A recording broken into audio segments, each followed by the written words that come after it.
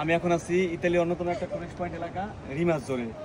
তো এখানে এসে আমার একটা জিনিস দেখে মনে পড়ে গেল, বাড়িঘরগুলো, এখানকার বাড়িঘরগুলো দেখুন কত সুন্দর, এক একটা এক এক ধরনের। আর আমাদের দেশের গ্রামাঞ্চলের বাড়িঘরগুলো আমার বাপে দিছে যেমন, দাদা দিছে যেমন, চাচা দিছে যেমন, মানে গ্রামবাসী পুরো একই মডেলের। আর এখানকার বাড়িগুলো দেখুন এক একজন এক এক ধরনের।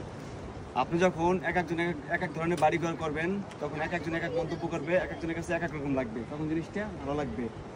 এমন না করে বাংলাদেশে আমার বাপে যেমন, চাচায় যেমন, চাচার নানায় যেমন, মানে সবাই এক ধরনের, মানে এর ভিতরে কোনো ভালো মন্দ নাই, মানে সবাই চয়েছে কি একরকম। তো আমরা সেই 1971 সালে মডেলে না যেয়ে আমরা বর্তমানে আধুনিকতার ছোঁয়ায় যাই। তা আসুন আমরা এগুলো থেকে বের হয়ে এক একজন এক এক ধরনের বাড়িঘর বানাই, জানি মানুষও বলে, এক একজনে এক এক ধরনের কমেন্ট করে। তো দেখুন বাড়িঘরগুলো কত সুন্দর।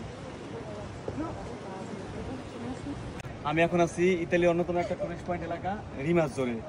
তো এখানে এসে আমার একটা জিনিস দেখে মনে পড়ে গেল, বাড়িঘরগুলো, এখানকার বাড়িঘরগুলো দেখুন কত সুন্দর, এক একটা এক এক ধরনের। আর আমাদের দেশের গ্রামাঞ্চলের বাড়িঘরগুলো আমার বাপে দিছে যেমন, দাদা দিছে যেমন, চাচা দিছে যেমন, মানে গ্রামবাসী পুরো একই মডেলের। আর এখানকার বাড়িগুলো দেখুন এক একজন এক এক ধরনের।